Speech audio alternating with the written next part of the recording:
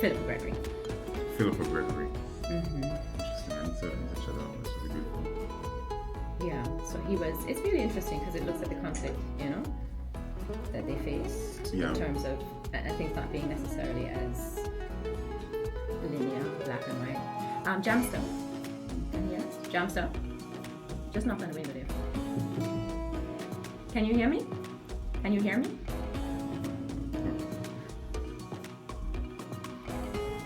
Yeah, is Michael logged in? Okay. So you'll give me a signal when it's time to roll. Okay. We're different. We're 98.9. 98.9 Winn FM. So this is the first edition of This is the Nuances. first episode. No, thank you. This is the first I edition knew that's of what- a new type of Yeah. voices, right? Mhm. Creative voices. So it is a very specific approach to the call-in portfolio that Winn already has. Secrets So to the first hour is the healthy join interview, Dr. Natalie Osborne every Tuesday from a at content 8:30 creation a.m. standpoint, we on can Winn also FM repackage as a 1-hour 98.9 for program, weekly and dose. then During this the second 30-minute hour health is discussion, the we aim to call-in, educate so that we and have empower our listeners on the conversation prevention that of is informed by diseases, what's early happening. diagnosis, Oh, yeah. and I love timely that. intervention. Don't miss out on this informative health talk where we Yeah. teach you to I live looked at your your best life. Tilting Access Weekly dose, Tuesdays application on Winn for FM new Is that 98.9. how it is? New video. Yeah. So many questions, Talking about Klieon, so many Oh my questions. gosh. Good questions. I Okay. mean, because in an application video, you're only able to hint a little bit at what Join me, Dr. you're Sarah Owen, doing. as I welcome So, brilliant, this creative, concept and of, innovators but also for I engaging find this sessions interesting the promise way to that spark you your touched on the creativity. concept of Don't miss identity. this unique opportunity And to interact with our guests. I'm interested to ask learn your more burning about how questions, you and gain kind of insights that could define elevate or your own creative conceptualize endeavors. identity. Tune in Yeah. every It might be Friday, different to how 10 Michael does, a.m. Yeah. different to how I do. Get inspired. So I've been Let having your this voice conversation a lot lately. Yeah? Actually, with Calendars people and in different create to in different empower ways, journey of different creativity from different and angles. innovation Yeah. with creative Especially because voices. of this idea of indigeneity is a hot topic now, yeah.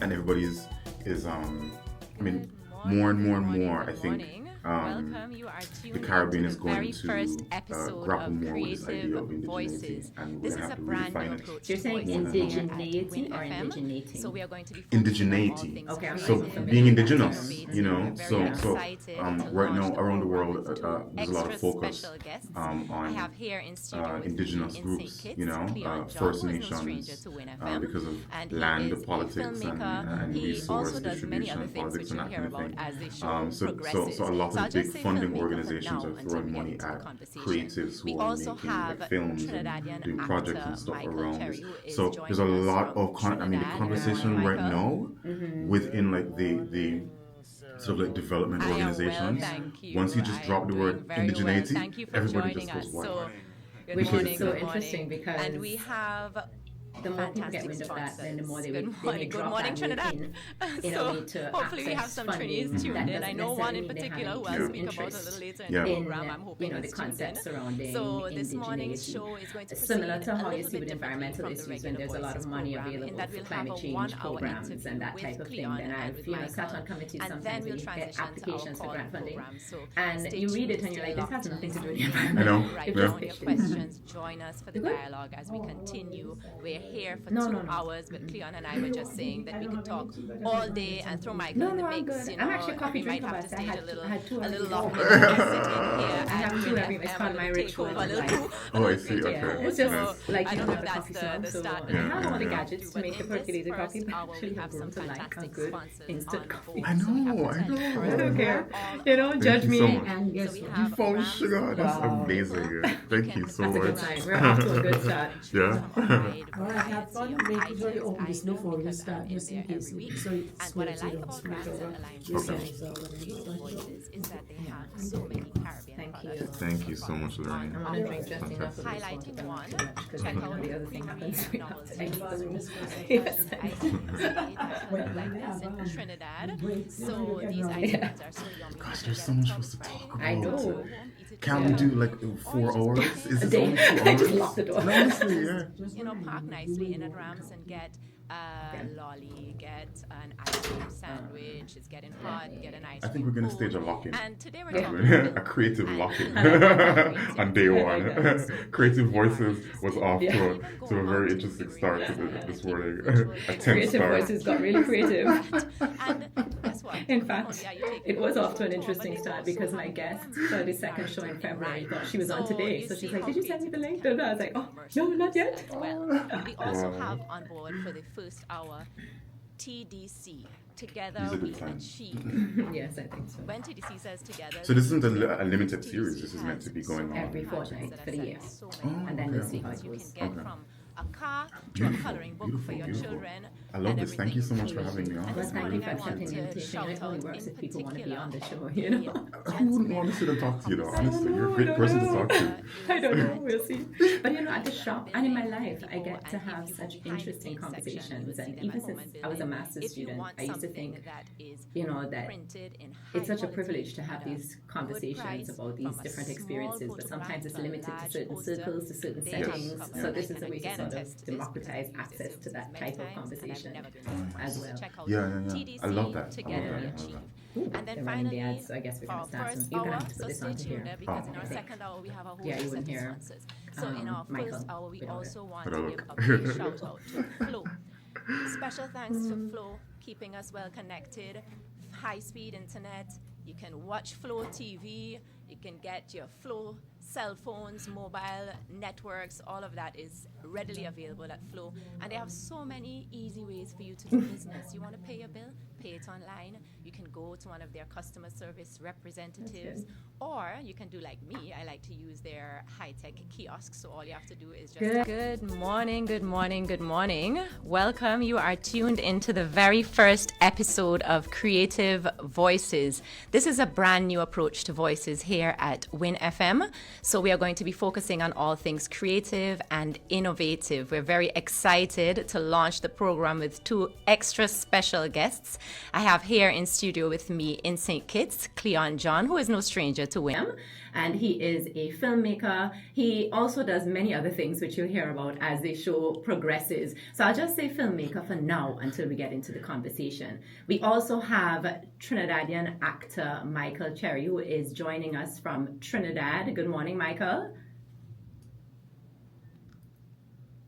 I am well, thank you. I am doing very well. Thank you for joining us. Morning. Good morning, good morning. And we have fantastic sponsors. Good morning, Trinidad. So hopefully we have some Trinis tuned in. I know one in particular who I'll speak about a little later in the program. I'm hoping is tuned in. So this morning's show is going to proceed a little bit differently from the regular Voices program in that we'll have a 1-hour interview with Klieon and with Michael, and then we'll transition to our call-in program. So stay tuned, stay locked, listen in, write down your questions, join us for the dialogue as we continue. We're here for 2 hours, but Klieon and I were just saying that we could talk all day and throw Michael in the mix. You know, we might have to stage a little lock in, a little sit in here at Winn FM, a little takeover, a little creative coup. So I don't know if that's the start that we want to be off to. But in this first hour, we have some fantastic sponsors on board. So we have to tell you, first of all about them. So we have Rams, the good food people. You can visit a Rams supermarket near you and choose from a wide variety of items. I know because I'm in there every week. And what I like about Rams that aligns very nicely with Creative Voices is that they have so many Caribbean products and local products on offer. Highlighting one, check out the Creamery Novelties. These are delicious ice creams made, Michael, you'll like this, in Trinidad. So these ice creams are so yummy. You can get a tub. It's Friday. Get a tub, go home, eat it with your family. Or you just pop in, you're driving now, you're listening to us, you just, park nicely in at Rams and get a lolly, get an ice cream sandwich. It's getting hot, get an ice cream cone. And today we're talking film and filmmaking and creativity and all of that. So if you are interested, you can even go onto the Creamery website and take a virtual tour of the factory. Yes, I did that. And guess what? Not only are you taking a virtual tour, but they also have a poem that is narrated in rhyme. So you see how creativity can be put to commercial use as well. We also have on board for the first hour TDC, Together We Achieve. When TDC says together, they mean together, because TDC has so many departments that are selling so many wonderful things. You can get from a car to a coloring book for your children and everything in between. And this morning I want to shout out in particular the gentleman at the Copy Center. The Copy Center is at the building depot, and if you go behind the paint section, you will see them at Home and Building. If you want something that is printed in high quality at a good price, from a small photograph to a large poster, they have you covered. And I can again attest to this because I've used their services many times and I've never been disappointed. So check out TDC, Together We Achieve. And then finally, for our first hour, so stay tuned there, because in our second hour we have a whole new set of sponsors. So in our first hour, we also want to give a big shout out to Flow. Special thanks to Flow, keeping us well connected. High-speed internet. You can watch Flow TV. You can get your Flow cell phones, mobile networks. All of that is readily available at Flow. And they have so many easy ways for you to do business. You want to pay your bill? Pay it online. You can go to one of their customer service representatives, or you can do like me. I like to use their high-tech kiosks. So all you have to do is just tap in your account number, stick in your credit card or your cash, pay your bill, it spits you out a receipt, or even emails it to you if that's your preference. So Flo, thank you very much for coming on board. These are our sponsors for the first hour of Creative Voices. So we're going to hear from them, and then we're coming back to talk to Klieon and Michael. Stay tuned. We have a lot of exciting conversation in store for you. See why I need the water. That's really well done. That's a fantastic job. You could be like an auctioneer. All right. Oh, you're a good brand ambassador. So this is it the Creamery Factory? Is that what it's called? Yeah, They the have Creamery virtual- Novelties, and I was so impressed. And then I was like, trust Trinidadians. Not only it has like a James Earl Jones kind of voiceover, but it's all in rhyme. And then they have one for kids. Oh, I love it. Yeah. I love it. So I then love there's it. like a kid doing, but it's all poetry. So whereas sometimes. And that again is the importance of the kind of work that you do as well, is that it can extend to so many different facets of what we do.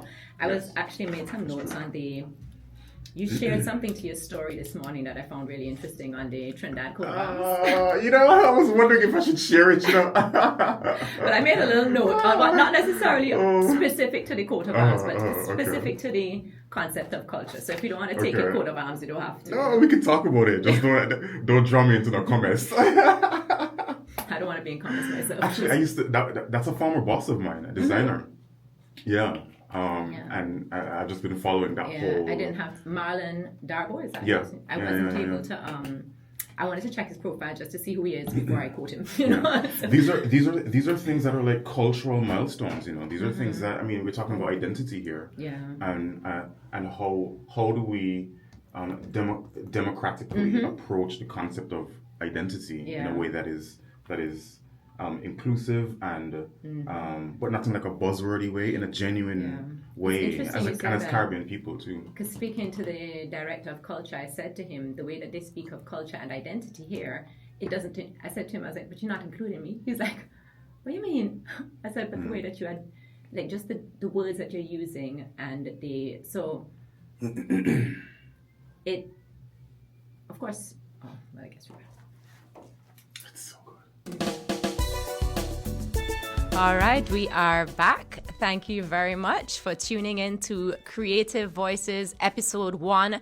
And we don't want to disappoint, so we have started off with a bang. We have in studio today Klieon John. Good morning again, Klieon. Good morning. All right, and we also you're welcome. And we also have Michael Cherrie joining us from Trinidad. Good morning again, Michael. Good morning, sir. Good morning, Klieon. All right. How are y'all doing? How are things in Trinidad?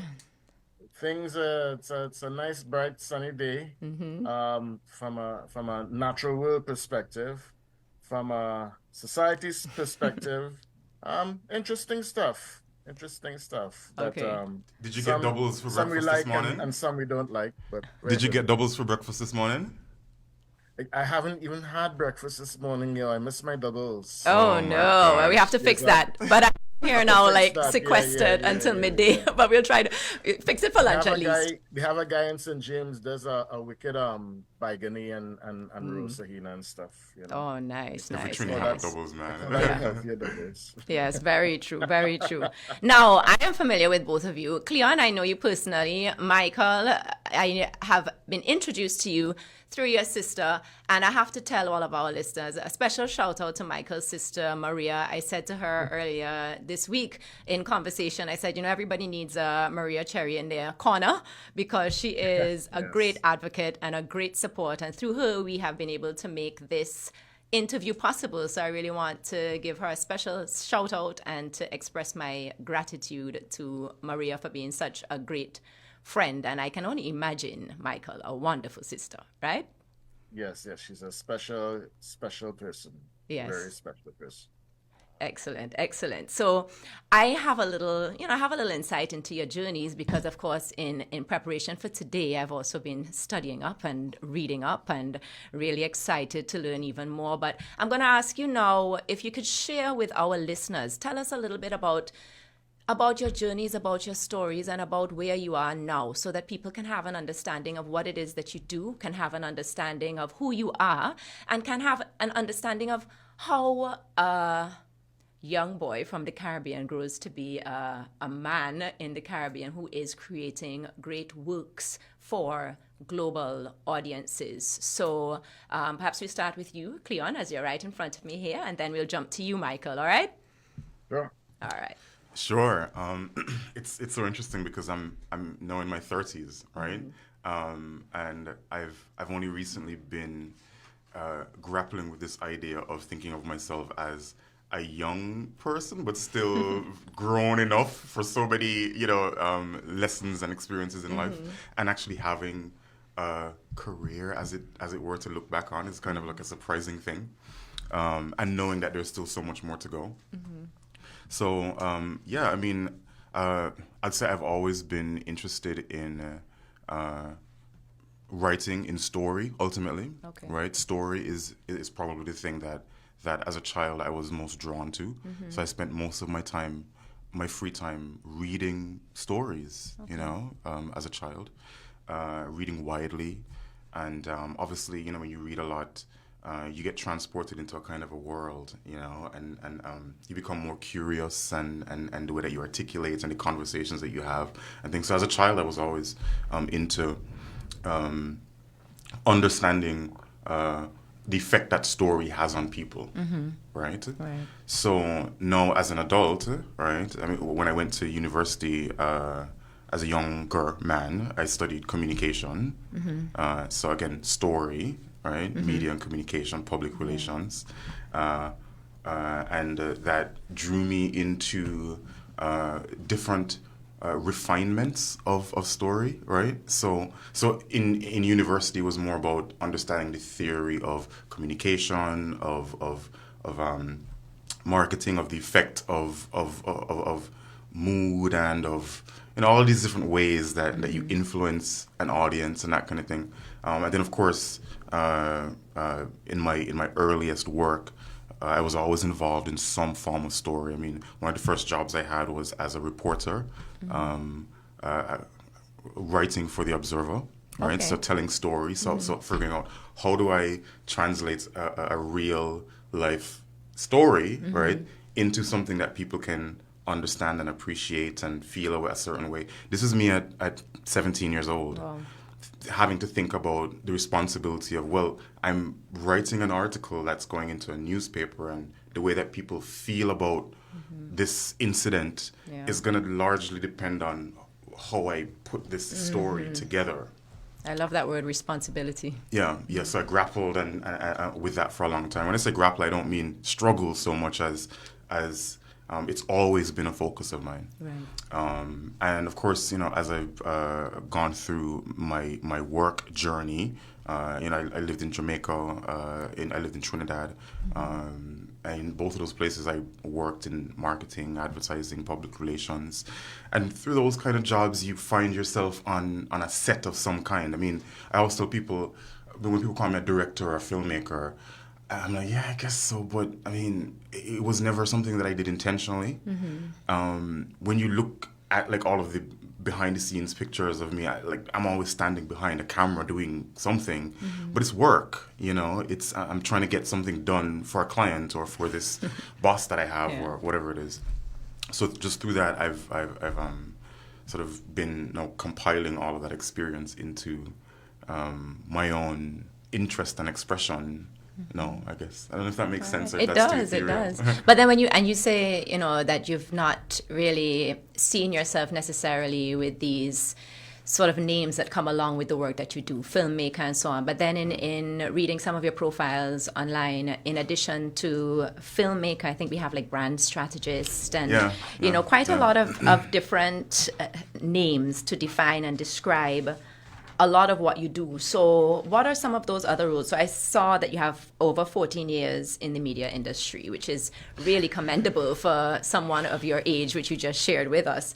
And that, you're listed as a writer, a filmmaker, and a creative director. So, I guess there's some overlap in terms of those roles, but also based on what you just described to us, it's something that sort of maybe happens based on what the task at hand might be. So if you have to be the storyteller in a moment, you're the storyteller. If you have to be the creative director for someone to tell their stories, and that's the moment that calls you to step into that role. Is that how it sort of evolved for you? Exactly. That's exactly right. I mean, a lot of the times, and I have this conversation with people on my team a lot of the times. When I'm working on different projects, because very often people like to sort of define themselves as one thing. So you're a photographer and you're just a photographer and you're this, I'm like, you're kind of doing the same thing, right? All of us are thinking about a frame.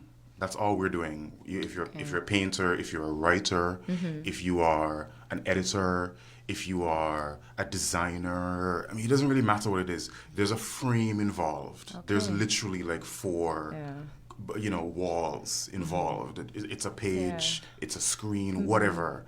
And what you're doing is you're kind of assembling things onto the frame in a way that matches a vision that you have. So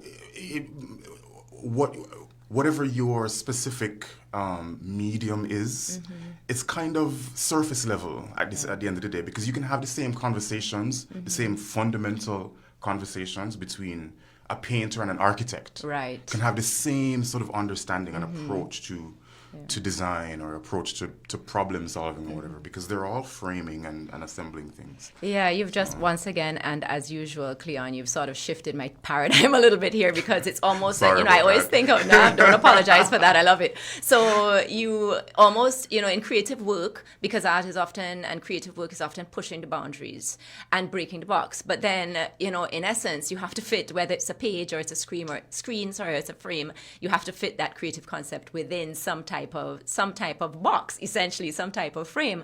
But we're going to jump to Michael to hear all that he has to share with us about his journey. But before we do that, we're just going to take a break to hear from our wonderful sponsors, and we'll be right back. Stay tuned, our listeners. Thank you. 98.9 Winn FM. That's so interesting. As usual. Yeah, I hope I didn't derail that too much. I wonder. We're here for derailment, Yeah. If it's boring, I quit. Good. Yeah. I'm actually thinking that I might go and buy a creamery ice cream when I leave here. No, I'm listening to the ad. I made a note of it. I've got to go check them out. So clearly, whatever you did was effective. Yeah, it's working. Because it's not in my notebook. You have the new the flip. Yeah, this one is not so new though. Distributed by Rams Trading. Live a little. Oh, that's an interesting kind of dynamic that it creates for a little mini laptop. Yeah, it's very convenient because you don't need to have another thing to pop it up. In St. Kitts and Nevis for the lowest price. Fastest internet for the lowest price? What's the catch? No catch, my friend. 300 megabits per second for just $135 a month. With Flow, you truly get the best internet. Michael is on with us still. Can you hear us? Switch to Flow You can hear us, for the Michael? fastest fiber internet at the lowest price. Visit a Flow store today. Conditions apply. Electrical supplies, furniture, appliances, carpets and tiles. It's the company where you can get it all at TDC, home and building depot.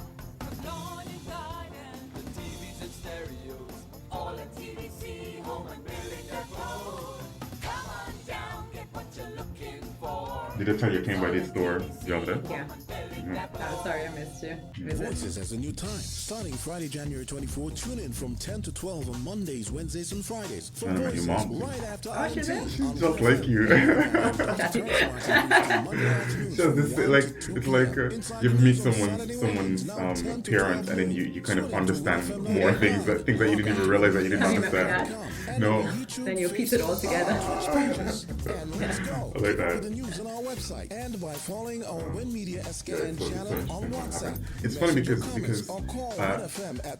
very often I see this in film too, or in like series, like web series, not a web series, like a series or show that has like children. Further along in the show, you'll realize like actually she's just like her mom. Now 10 to 12 a.m. Mondays, Wednesdays, and Fridays. Money Matters 1 to 2 p.m. Oh my God, it's like a new him. This is in the film itself. You look at it. Yeah, in the film or in like a series. Well. Yeah, very often in a series. Yeah, I say when you say if done well, because I always go, I guess that's an intentional thing. That's like really interesting to see that. All right, we're back. All right, welcome back to Creative Voices. I am your host, Dr. Sarah Owen. I actually forgot to say that at the top of the show, so I'm introducing myself now. Good morning, everyone. And we have in studio with us here today, we have Klieon John. We've just been hearing from him a bit about his journey, a bit about his story that led him to be the filmmaker, the creative director, the storyteller that he is today. And now we're going to jump to Trinidad, where we have Cherrie joining us. So Michael, tell us a little bit about your story, your journey, how it started, where you are now, all the little nuggets in between that will get us interested and inspired. Well, I've always been, I mean, from a child, I've always been drawn to art, whether it's visual arts, literary arts, performing arts. I've always been drawn to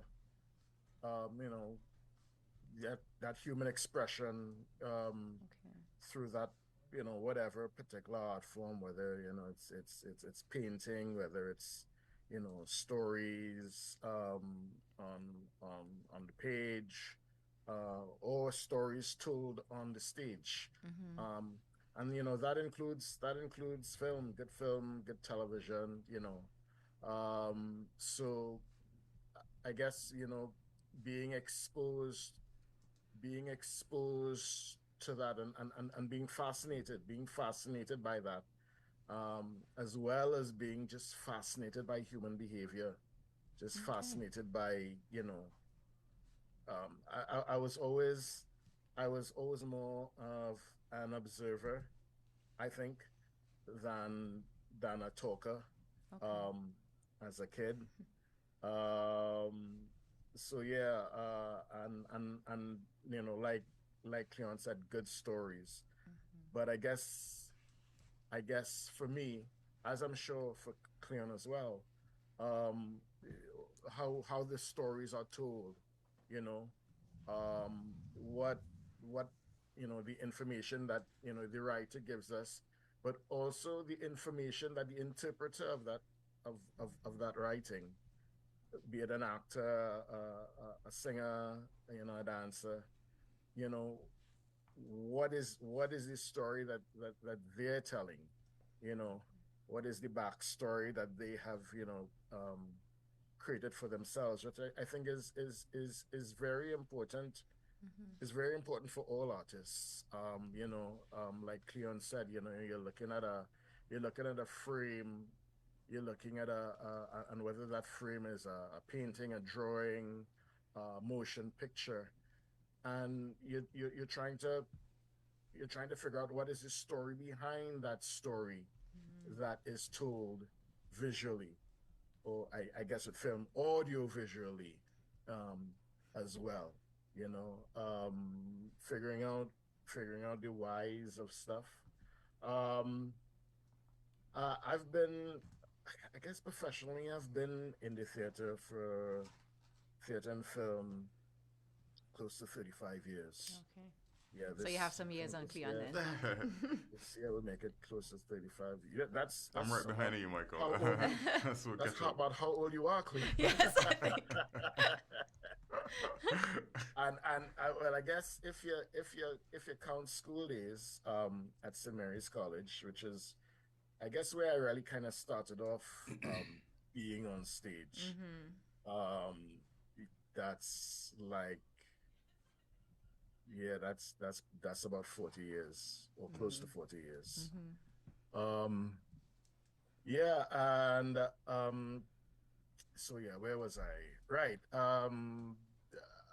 But I mean, even before St. Mary's College, in primary school, I went to a primary school called the Rosary Boys Roman Catholic school, and there used to be this kind of inter-primary school poetry recitation competition.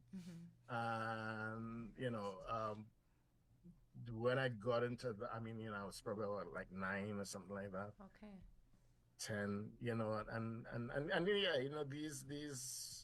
these poems that we come across in the Nelson West Indian Reader book, 1 to 5, yes, kind of thing, and you kind of tell a story through speaking that verse. And going to secondary school, my first production was an adaptation of Gilbert and Sullivan's Pirates of Penzance. Okay. And from that production, one of the performers at that production, who was a teacher at that time, an economics teacher by the name of Peter Kelly, we decided to revive the drama club at St. Mary's College. We entered secondary school's drama festival. We did, school productions. Then I just decided to keep on doing it. Right after I finished A-levels, worked for about 10 years, in theater, film, television, in Trinidad and Tobago. Worked with amazing people like Derek Walcott. I saw that.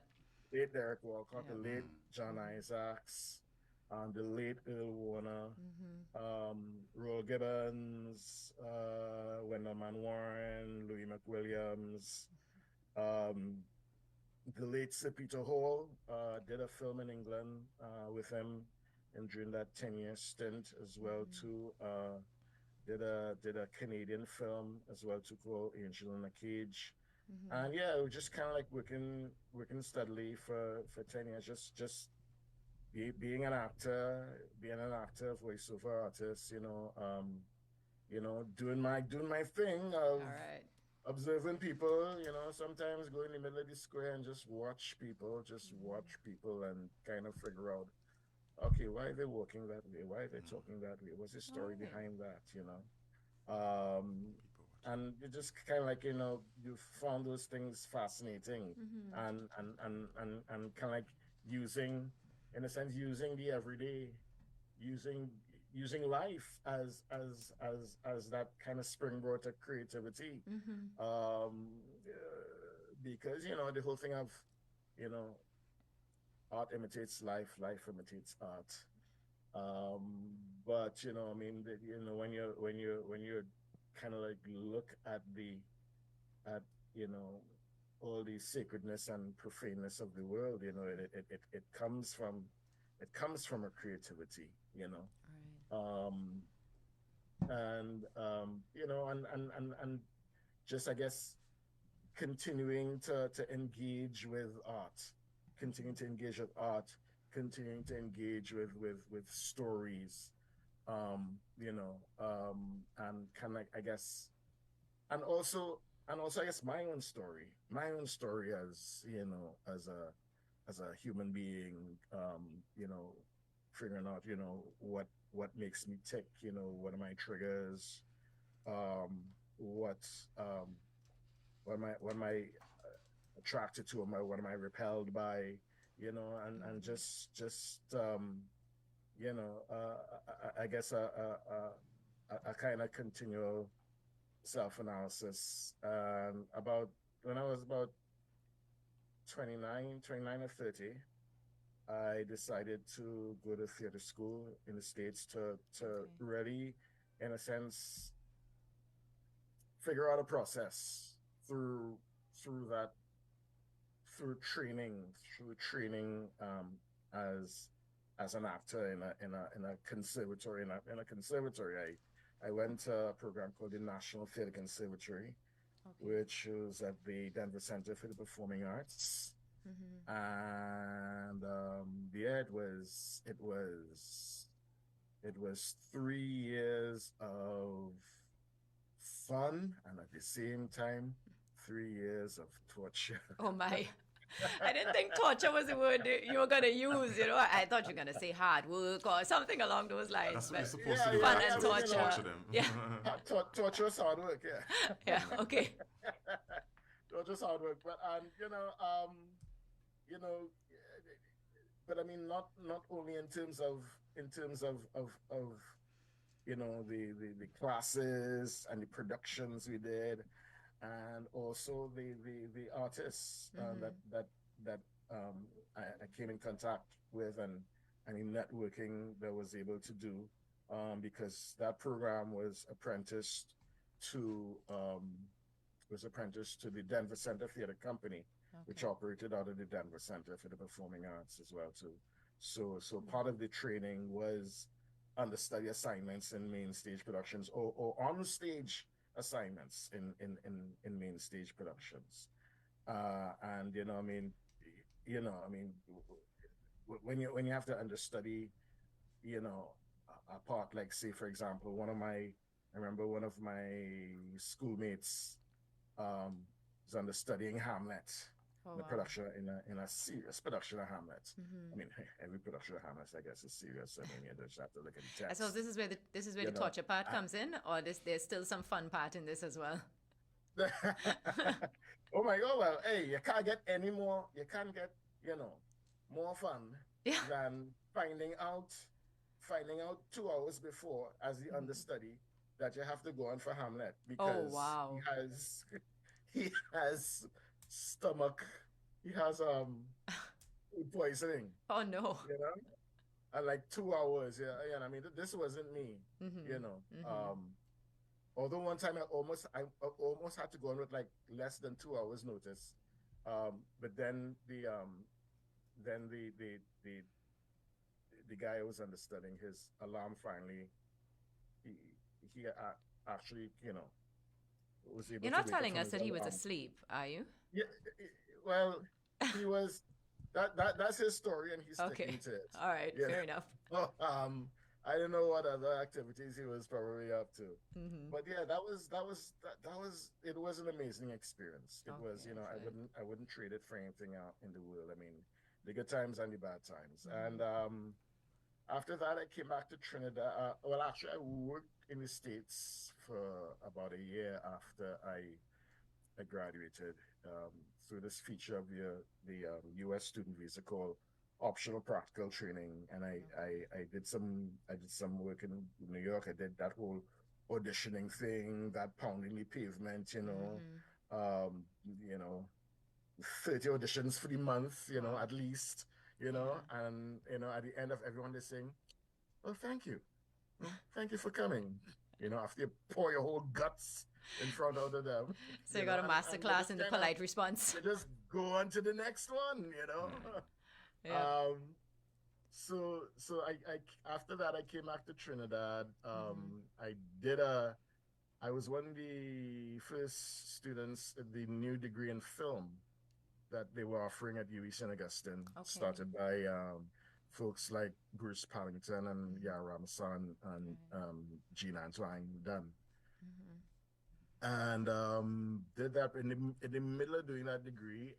They were the University of Trinidad and Tobago started their Academy for the Performing Arts campus here at Napa, and I applied, and I got in, and to be on the faculty. So I was one of the people who created the program, the drama part of it, the acting part of it, at the Performing Arts Academy. And so I kind of secured a day job for the first time in my life at 40 or something like that, 39, 40. And yeah, I'm an assistant professor here at UTT's Academy for the Performing Arts. It's a 4-year program. We have a conservatory philosophy. And she was just doing film and theater on the side, doing my gigs. Started directing some plays and stuff, and got a major break at age 50, with getting the role of Shirley Chisholm in Netflix's Shirley. Congratulations on that.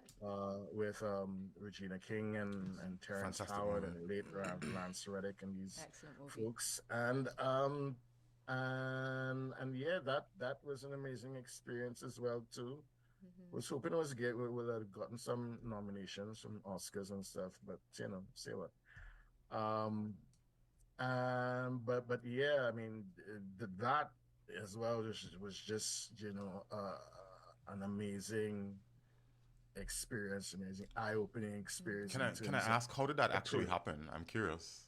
Were you in the States at the time and you happened to see that there was an audition, or did somebody sort of prick you on the ear and say, "Hey, I know that there's a part that you would be good for"? Well, actually, I was Regina King's boyfriend at the time. Kidding. It's on the record now, everyone. You heard it here first. I'm sorry. That's my old journalist instinct. Like I didn't mean to. I didn't mean to do a gotcha moment there. Off the record.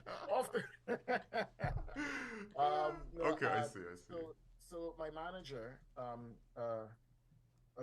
one of my managers, a guy by the name of Simon Batiste, my other manager is Karen Patrick Pogson. They're both business partners, Entertainment. He's actually friends with the casting director for the film. For the film were Kimberly Harden, one of the top black casting directors in the United States. And she reached out to Simon and says, "Yo, I need a Caribbean actor who kind of like looks like this," and showed the picture of Conrad Chisholm. And Simon said, "That looks like Michael Cherrie." So he got in contact with me and a few other actors, and we were sent the sides. We submitted our first self tape, because that's the way you're cast. That's the first part of the audition process in film and television now, is that you submit a self tape. From that self tape, I didn't hear from them for like quite a few days. I say, okay, well, another one bites the dust, and I got a call back, and the call back was via Zoom. It was with John Ridley, who wrote and directed the film, and Regina King, who's the producer and the star, and Kimberly Harden, who's the casting director. And from that, I was offered the part. All right. But then I found out there's especially the studio level, those kind of Hollywood studio level, because I think that, hey, director, producer wants you, right, get inside. But there has to be apparently another level of casting approval, which has to do with the studio. The studio has to approve the casting, especially if the casting is what's known as above the line. That is above the line being like kind of like the opening credits of the film, you know, or if the credits are at the end, the opening credits of this credits at the end, whatever, you know. Yeah, and you were definitely up there in that role, because that was a very important role to the film. But we're going to take a little break to hear from our sponsors. But when we come back, I want to hear a little more about that Shirley experience. And Klieon, we want to hear from you about your Tilting Access experience as well, because both of you have some, recent work that is very interesting and very important work. So we're looking forward to that as well. So we're going to take a break now, hear from our sponsors, and then we'll be right back with you. So stay tuned, everyone. You are listening to Creative Voices, Episode 1. Tune in to Creative Voices, the ultimate radio call-in program where innovation meets inspiration. Join me, Dr. Sarah Owen, as I welcome brilliant Caribbean creatives and innovators for engaging sessions that promise to spark your creativity. Don't miss this unique opportunity to interact with our guests, ask your burning questions, and gain insights that could elevate your own creative endeavors. Tune in every other Friday from 10 a.m. to midday. Get inspired. All right, welcome back. You are tuned into episode 1 of Creative Voices. I'm your host, Dr. Sarah Owen. We are sponsored this hour. You've heard already from our good sponsors during the ad break. So we are sponsored by Rams, TDC, and Flow. So special thank you to our sponsors for this first hour. We have in studio here today Klieon John, and we also have joining us via Zoom from Trinidad, Michael Cherrie. I'm at sort of a point in my career where I've been using this term a lot, sort of pivotal point, because 14 years, I probably wrote that bio like a couple of years ago, to be honest with you. I mean, the reason is because I started when I was like 14, 15 years old, hosting a TV show. Okay. So I've been involved in this type of work, film and communication, from a very young age. And now I'm sort of looking at what other... That process, I was looking at, courses and I don't know, labs, workshops, whatever. And I saw the open call for the fellowship.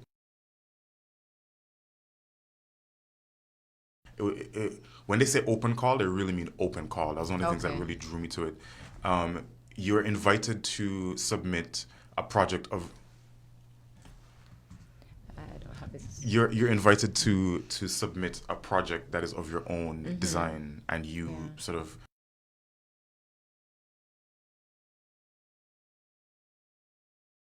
support whatever your interest is as an artist, as a practitioner.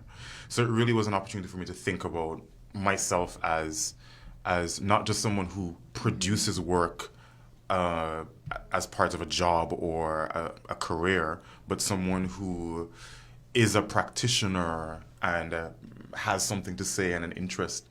So lately, over the last few years, actually, pretty much most of my career, I've always been interested in history, Caribbean history and identity, which leads me to think a lot about our origin stories. We talked a little bit before coming on air about indigeneity. That's a word that I've been thinking about a lot over the last few years. What it means to be indigenous, what are indigenous practices, and so the application, the project that I submitted was my attempt at sort of transposing that into something functional that I could research and ultimately theorize or come up with some type of output, some type of potential application. How does this interest and research possibly translate into something tactile and tangible and usable in some way, right? Which is what I do for a living anyway.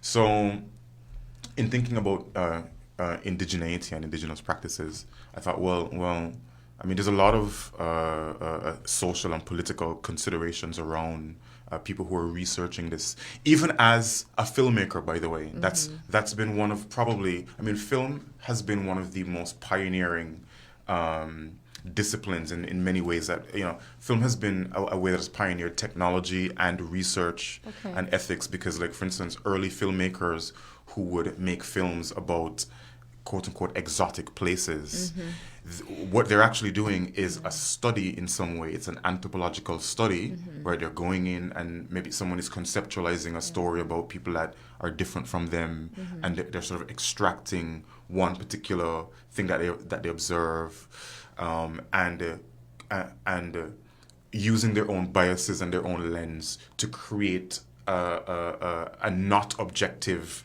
output, so this question in ethics has always been present with storytellers and filmmakers. Yeah. Are there any tricks to mitigate against that, though? Because I mean, I think that there's a trap that people can fall into, that feel that there's a position that they may have, or there's a positioning that they hold that allows them to tell story without finding themselves in those types of ethical dilemmas that you just spoke to. But I think that every storyteller will find themselves there, because we all look at particular stories through a particular lens. Yeah. But I think is when we fall into that trap of viewing our lens as some kind of omniscient type of lens through which we can see some type of objective truth. And that was maybe a failing of the way in which we received television and film and that type of thing, decades and decades ago. Yeah. But how do you, as a filmmaker, and within that type of work that you're speaking of there, and especially when you're looking at work that is telling a story of historical significance, are there any things that you have come across in your experience that allow you to mitigate against that risk? Yeah, I mean, it's a constant question, actually. It's funny because I remember having this conversation once with a media practitioner in Jamaica, who I wouldn't say his name, but he talked about one time at the TV station, they would put on these after the news, they would have these sort of funny clips, bites of the week. These memes, someone does something embarrassing, or somebody is being interviewed about something that happened and they say something really silly and laughable or whatever it is, and then we kind of clip it and put it all right. So this is in the early days of doing that. And this was a guy who became a sensation. It was actually the guy, Cliff Twang. Okay. I don't know if you know this guy, the bus can cross it. There was a big flood in Jamaica, and the buses couldn't cross. So the guy was saying something like the bus cannot cross it, and it became a whole song. I'm not familiar with this at all. I remember having a conversation with him about this some years later, and him telling me that he didn't realize at the time what he was doing. That it happened, and they sort of in the newsroom kind of put this clip together. Oh, that's a funny clip, and we'll put it out, and it happened to become this viral thing. But on reflection, you realize, well, this was a very serious issue about people who were experiencing flooding in a rural community, who couldn't get to work, who couldn't send their children to school. Right, yeah. Their economic situation was really thing. So on reflection, you go, oh my gosh, what did I do I sort of encourage people to, or I participated in making light of a very serious situation. So really, what I should have done is played this with ominous music and made it this is an urgent situation, rather than include it in the bite of the week that we're meant to laugh at. So the packaging. So I say that, I give that story to say that that in theory we understand as communicators that there really is no true objectivity, right? Because we're all shaped by our experiences, and there's always an inherent bias. Yeah. But the awareness of your bias, I think, is an important first step when you're going into any story. Yeah. Become aware that there is bias in me that might be immediately observant or observable, and bias that is latent, that I might not even realize is there. And I have to take extra care. I have to go through some sort of self-inquiry. And there are ways to do this, right? I mean, there are standards, industry standards, for community engagement, for the way that you portray someone, like a historical figure, like a real person. Right. We actually, it's interesting because we just watched this with Netflix last year,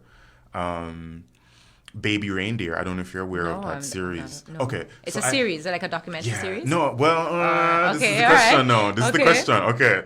So I have this kind of like, I guess maybe a theory or whatever, that we're now entertaining a new form of media consumption, which is like a hybrid kind of fourth wall type of media, like a mixed a mix of reality and fiction, like a new hybrid of that. Because Baby Reindeer is this series that came out on Netflix of this woman who stalked this man, and she was kind of really insane, and there's a lot of like really, really intense like sexual abuse and violence and manipulation and all that kind of stuff. Where is it set? It's set in the UK, in England, right? Okay. Very, very dramatic. And it became viral because it was such a powerful story. Now, Netflix made a huge mistake in that they opened the series by saying, this is a true story. When really what they should have done was say, this is based on a true story. Yeah. Because what they ended up doing is that they took aspects of a real person's story, like someone who really experienced those things, right? In fact, the main actor was the guy who was stalked and who experienced all of those things, and he was telling his own story, but they kind of fictionalized certain aspects of it, and the woman who they're telling the story about is now suing Netflix for millions of dollars. And the story broke because a journalist, Piers Morgan, had her on his show like shortly after the series aired. Okay. So what happened there is we all consumed something that was fictionalized and packaged, and then like part 2 to that series is now taking place in real life. Because there's a lawsuit and we don't know what's going to happen. And but that almost really makes you wonder if it's sort of deliberate, because, you know, it's like, you know, let's create chaos because then we have more story to tell. Because it seems sort of unusual that a giant like Netflix would make an error like that, because that is a pretty standard thing. Because even, you know, for the Law and Order fans out there, you know, when you have the beginning of the show, it says that, you know, it's fiction, even if some of the events appear to be true, or you'll always see like based on a true story, but you'll not see like this is a true story. And I think the same sort of the recognizing of our bias that the filmmaker and that the artist has to do. I think also we as the audience, we have to also do that, so that we have to know that when we're receiving the information, when we're viewing something, we're viewing it through a particular lens as well, which is why, you know, tastes vary, why there are so like I can't, for example, watch any type of movie, film or anything that has too much human suffering in it. So I've never seen Schindler's List. You know, I watched Private Ryan and I was probably dehydrated by Saving Private Ryan, dehydrated by the end of it. You know, like just the idea of human suffering and that we very often do this to each other is like unbearable for me to watch. And, you know, so whereas for others, and it's not that, you know, because I've always heard wonderful things about the filmmaking and about the acting and about, you know, a lot of these pieces are award-winning pieces, but I can't bring myself to the appreciation of the art because I know I can't bear the realities of the story, you know? So these are things I think that some of the considerations that you have to make are also considerations that we have to make, but there's such danger because in the example that you just gave where you have, let's say, whichever entity was, you know, if it's a production team, whatever it is creating a bit of chaos, to use that chaos then to maybe generate more content for the continuation of a saga that will generate a lot of revenue for somebody.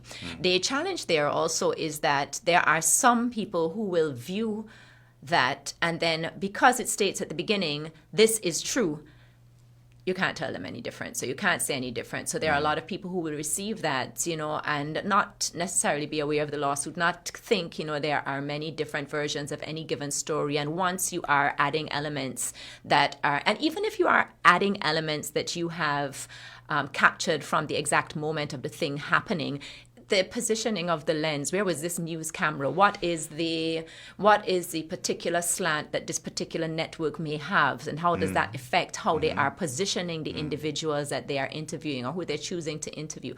You know, all of those things. So there's a responsibility that we have also as viewers, but then also there's a reality that there are some people who will not necessarily question as much of what they receive. So, you know, you can use that for good, or you can use, what is it that says something that Michael said earlier? So he was saying sacredness and profaneness of the world, you know, like so that it comes, and so this is something very interesting, I think, also when we're looking at not just the production and not just the work that you all do, but also the way in which we receive this work and what happens after that, you know? So I know that we were having some technical issues and we're trying to get Michael back with us. So I'm just checking in to see if Michael is here or if we are still working through those issues. So it appears, Michael, are you here?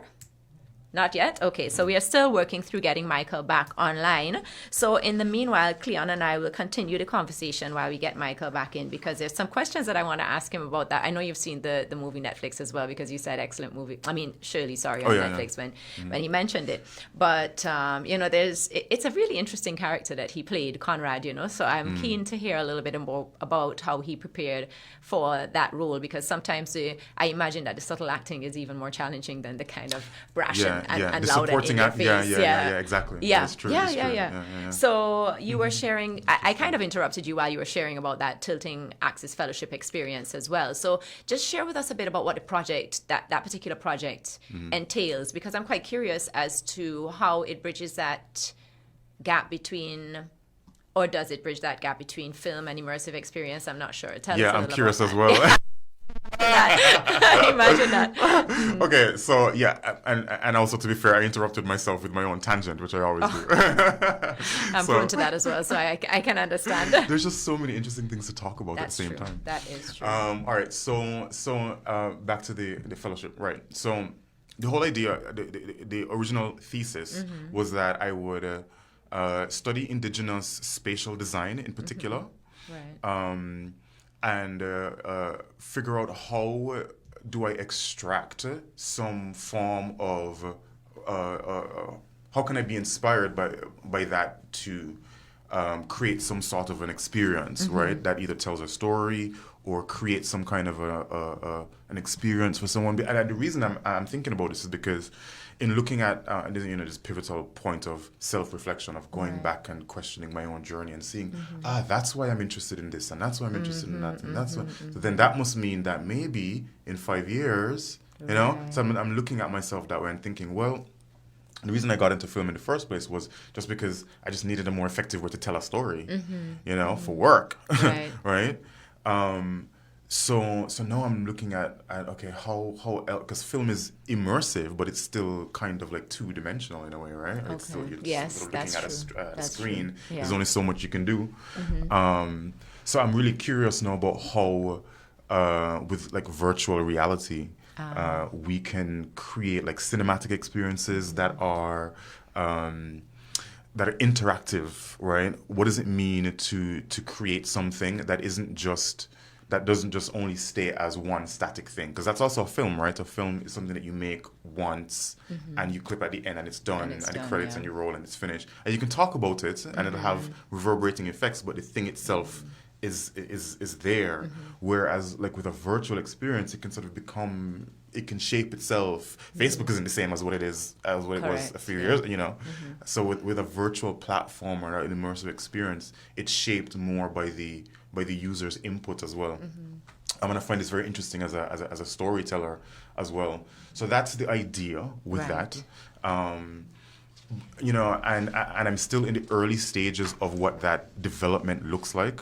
But the thing, and as is always very often the case with, I think, earnest research, in going about the reading and the absorbing of information, the actual inquiry into our sort of indigenous practices, right? And why I was interested in spatial practices because, you know, the Netherlands is a place where it's famous for architecture and how they like their innovations in use of space to solve problems, right? And I'm interested in this as a communicator because communication is a problem-solving endeavor. It's a design function, right? So it led me to think a lot about how we use space as a culture, right, for different purposes. How do we, in particular, move around, right, from point A to point B?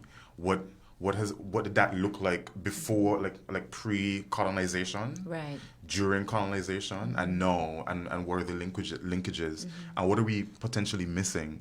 Like, my ultimate sort of thesis is that the way that a society circulates, right, the way that people are designed to move around has a direct impact on your productivity and your your individual and collective actualization. Okay. So how a transportation system serves the interests and desires of a people, right? And this is a question that I've begun to think a lot about in St. Kitts because of this research, right? So how are we situating ourselves and our spaces, our roadways, or just transportation system in general, and how does that service our needs? Are we doing that well enough? And there's a lot that I have to say about that. Yes, I can imagine. But it's very interesting because it's not really something that I'd thought about before, but it often comes up actually in terms of just recently I was having a conversation with someone about public transport systems in different parts of the Caribbean. And we're talking about some islands that don't have a public transportation system, others that do, but they only go to certain parts of the island, others that do, but they go to all. And then if you look at that same, if you kind of now turn your gaze back and look at our colonial and then post-colonial structures and systems, you'll understand why the roadworks are built this way. You'll understand why there's public transport or there isn't, and why it goes to a place that it doesn't. But I think we have Michael back. Michael, are you back with us? Yes. Okay, welcome back. Did you go for your doubles? I'm listening intently to your discussion, but only heard the last half of it. So if you could just say the first half, all over again, please. It might be a completely different. It would be a totally different first half. But thank you for joining back, and I think we are back on our live stream and everything. 344-0065. It's something new happening. For example, you can check out the new brand of vehicles on offer at their automotive department, brand new to the Federation. Great Wall Motors, I have to say. My neighbor, her son-in-law, has one of their trucks, and the truck looks awesome. So go and check them out.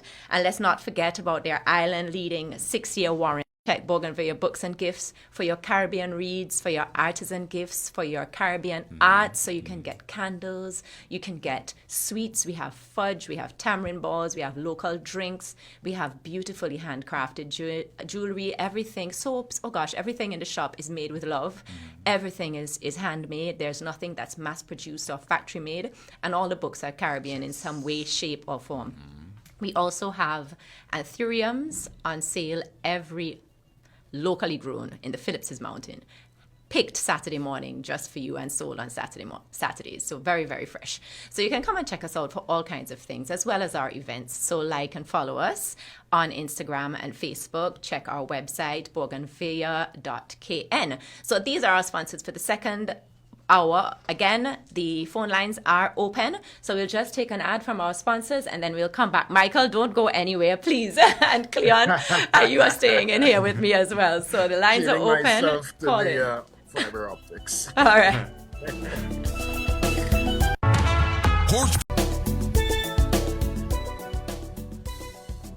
All right, thank you. Welcome back to episode 1 of Creative Voices. I am your host, Dr. Sarah Owen, and with me in studio is Klieon John, and he is an expert filmmaker. He's been telling us all about his most recent works, but also his journey to becoming the filmmaker, the creative individual that he is as a 30-odd-year-old man right now.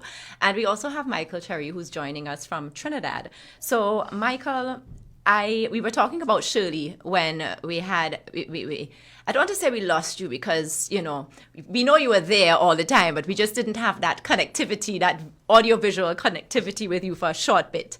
But you're back with us now. Perils of technology in the 21st century. I'm telling you, it works until it doesn't work, but then it works again. so we're good. But we were talking about your that experience. Klieon had asked about what that experience was like in terms of getting casted, and you talked to us about that experience and how there are different levels. But I'm also intrigued, and we can get back to the sort of how of that.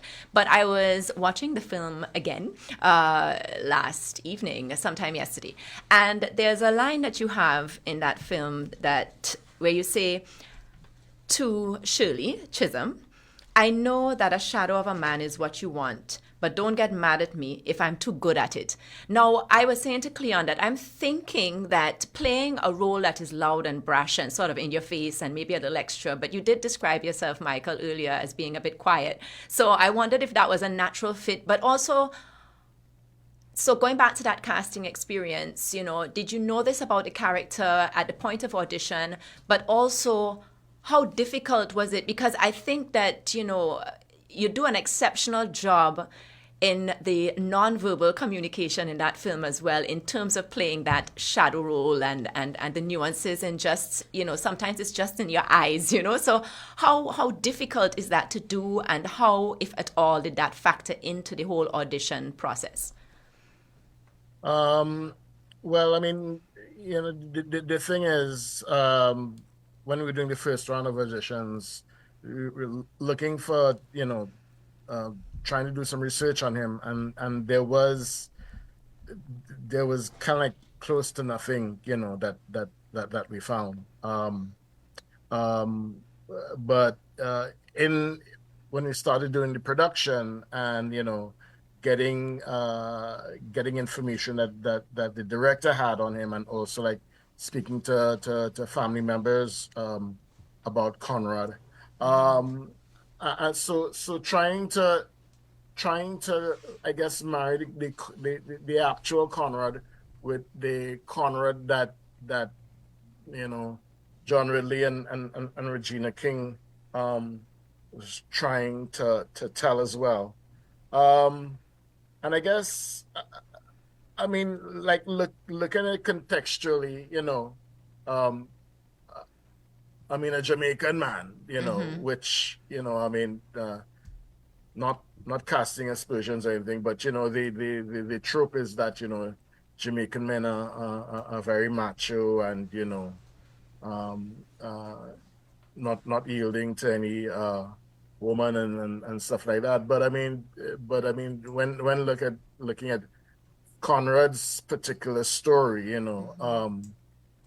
mean, he was obviously a middle-class Jamaican who also migrated to the States and was there for some years. So there was a certain amount of assimilation in terms of I mean, say like not only his speech, but the culture as well too, and at a time when also women's lib was kind of like really kind of catching fire. I guess kind of tapping into what would have been a post-feminist man at that time, right? And just kind of understanding Conrad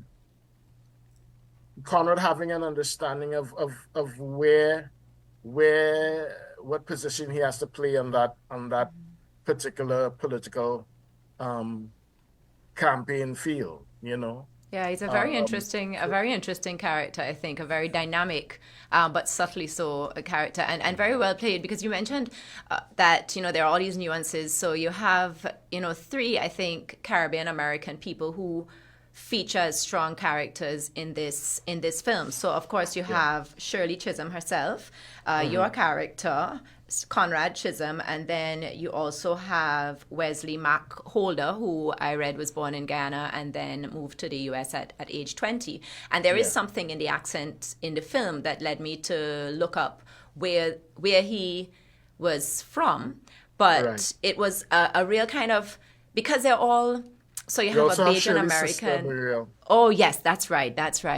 Yeah, that's right. But we're talking about Conrad's character, but just tell our listeners as well a little bit about Shirley Chisholm and why this movie was so important. Well, I mean, Shirley Chisholm was, I mean, from a historical perspective, one of the first African American woman to be elected to Congress. but also to the first African American to put her hat in the ring for the presidency. She ran on the Democratic ticket, or to get the Democratic nomination. She ultimately, did not, but she paved the way for so many women and so many people of color in American politics. There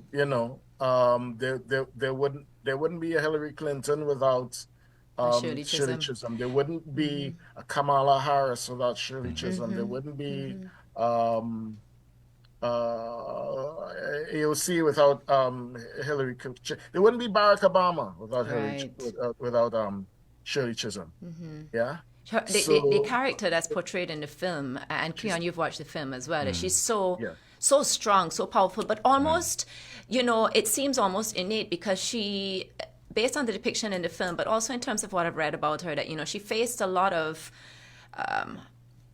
ostracism within her family, within her communities. And what I love about the film also is that it doesn't tell an over-romanticized story. So I did my master's research in Trinidad in film as a tool of popular culture, and looking at how in parts I looked at. So you spoke about Bruce Paddington earlier, Michael, and I did my research on Banyan Productions of yesteryear. But so I did work with I did some interviews with Bruce and Christopher Laird and so on. I also did a workshop when I was at Cave Hill with Yao Ramasar. So I've met some of the people that you referenced. Yeah, excellent individuals to learn from, But I find that, the film doesn't do that, in that it does not, in my mind, sort of push an over-romanticized narrative. It shows how difficult it was for her, but it shows that she had this, or it suggests within the film that she had this awesome capacity for forgiveness. So even when, faced with racism, faced with, serious betrayal from her friend. And that was that was phenomenal to me, and the way that she calmly received that as well, her story. And like a politician. Yeah, and the fact, yes, like a politician, but like a good politician. Exactly. And the fact that, this was 1972, and I have to be honest, I had not heard of Shirley Chisholm before the film, and I heard of the film again going back to our good and best supports, Maria. As soon as this film was coming out, she was sending me all of the ads and trailers, and then I then sent it to my family and friends, and you have to watch this because my friend's brother is in it, and I'm so grateful, because look at what I learned from watching this important film. But I spoke to somebody this week, and she told me that, when I said, about the movie and so on, she said, yes, I remember her. I remember that time. So, I don't know, Michael, and if in your interviews in Trinidad and so on, if you've had conversations with people who were perhaps young adults at that time, and they remember Shirley Chisholm, who seemed to, not just from the film, but also from what I've read of her, to hold very strong to her identity as a Bajan American. Yes. Most of the people who remember Shirley, of course, so kind of around my mother's, my parents' generation, right? And they I guess what really struck them about was her determination, was her, what we call in Trinidad bad mind, Is that what that means? I always thought that meant something else. But bad mind is just a dogged determination. Well, to see something through the end. She fought. Yeah. She fought to the end. Even to a fault, actually, I would say as well. Sometimes. Yeah. That's what I think made the character very real. Is that it doesn't hide her faults. That somebody who is a politician also kind of has a little bit of narcissism too, and they have ambition, and they're stubborn, and you can't tell them, don't do something, and they will alienate people around them sometimes for their own success, and the film does that too. Yeah. But I think with Shirley, it was beyond success. It was a belief. Like it was a belief, not just in herself, but in the kind of work wanted to do it, and that needed to be done. You know, it was a time when, you know, Nixon was kind of, you know, people really unhappy with what, you know, Nixon was doing and his legacy and stuff. So she did it wasn't, I don't think it was just, you know, about her ego. I mean, you know, at some level, you know, the politics is about that, you know, but also about, I think service. I think service, and you see that throughout her life, you know, that she served as this congresswoman. She brought people like President Congressman Barbara Lee into the fold and stuff like that. I mean, there's a scene where Shirley's talking to Barbara about the importance of voting.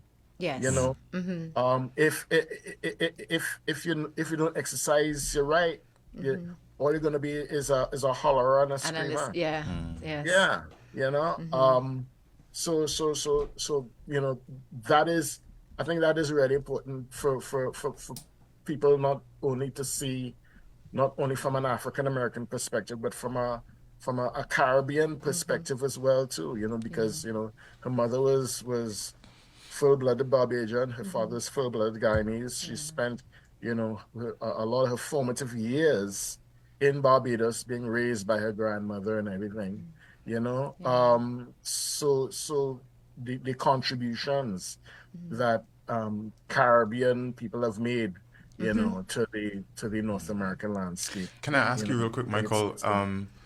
Partly also my curiosity, do actors have like a catalog of people that they potentially look like, that like in hopes that hey, maybe, you know, like I could play this character? That's like part one. But also I was wondering, are there other, like, as we're talking about this, are there people who you aspire to one day like portraying on film? But Michael, before we get to the answer to those two good questions, we're just going to hop to a word from our sponsors, come back. But those are, and I like that, especially in light of what you said earlier, Michael, in terms of how that casting went. I never thought about that. You know, we're looking for somebody who looks like. Of course, that would be an important part of the process. So we're going to pause for a word from our sponsors, and we'll be right back with you. Stay tuned. Don't go too far.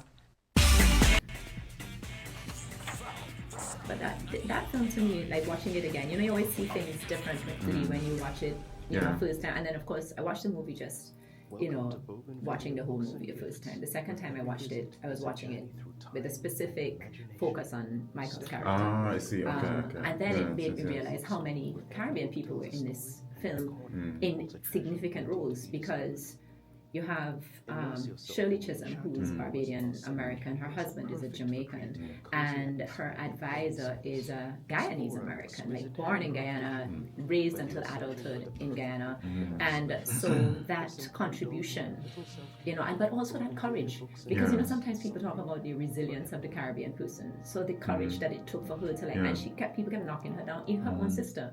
Yeah, it's true. You know, it's like, why you think it's so special, which you get a lot. Yeah, I think films like that would be an interesting thing to add to the curriculum in our society, because it's a great entry point. It's a great way to let people know, yo, there's like contemporary. I mean, she's a somewhat historical figure, but contemporary enough that you can relate to her, and you know.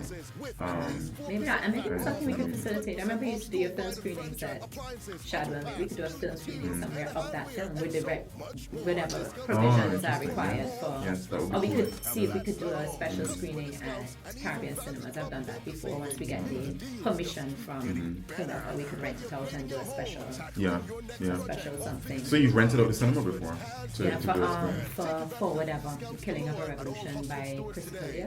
Okay. Sold out. People were like calling here trying to like get tickets. You know, we sold the ticket for $50. I think you got a popcorn and a thing, and the filmmaker came in think. So we got a Q&A after. Okay, nice. It was good. He traveled with the film because he didn't trust it yet to give to anybody that it might. Yeah, I know. Yeah, that's a big thing too. Yeah. How do you handle files? I mean, You remember your questions, just in case you have to ask him again. About him, about looking at people, and if there's anybody that he wants to portray it, like particularly Caribbean ones, like if he thinks there's any other stories that need to be told, Caribbean people. I mean, and maybe you can answer that for yourself, not from the look-alike acting part, but from the storytelling part. Yeah. I mean, I think so. And by following our Winn Media SKN channel on WhatsApp. Message your comments or call. Can you believe we're in our last half hour already? Oh no! I didn't even get. I'm like in question 2 of 8. I was gonna say we have to stage a lock-in. We have to, So, no callers. Not yet. Some good feedback on WhatsApp. Personally, I'll put the numbers back in.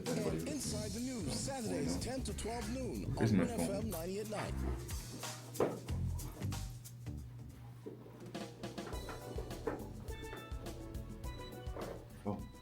All right, welcome back to Creative Voices, our first episode. I am your host, Dr. Sarah Owen, and I have in studio with me Klieon John, and we also have Michael Cherrie, who's joining us remotely. He is in Trinidad. So we've been having some very exciting and engaging conversation on their lives as filmmakers, as actors, as storytellers, as, just overall wonderfully creative people. Our phone lines are open for this second hour of Voices. This is our call-in hour, so you can call us at 466-0989, 662-0989, or if you're in the UK, you can call us at 033-344-0065, or in the US and Canada, 305-921-4619, or 718-285-6984. So before we went to break to hear from our wonderful sponsors for this hour of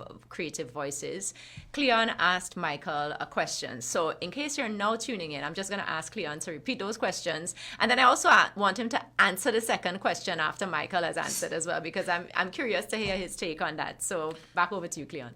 Yeah, no, I was just wondering if as actors you have like a catalog, or maybe like physically or mentally, of people that you potentially look like that you could portray. It seems to me like it would be sort of like a strategic thing if you're an actor and you kind of go, okay, I'm going to position myself to potentially play these people, so be ready, maybe.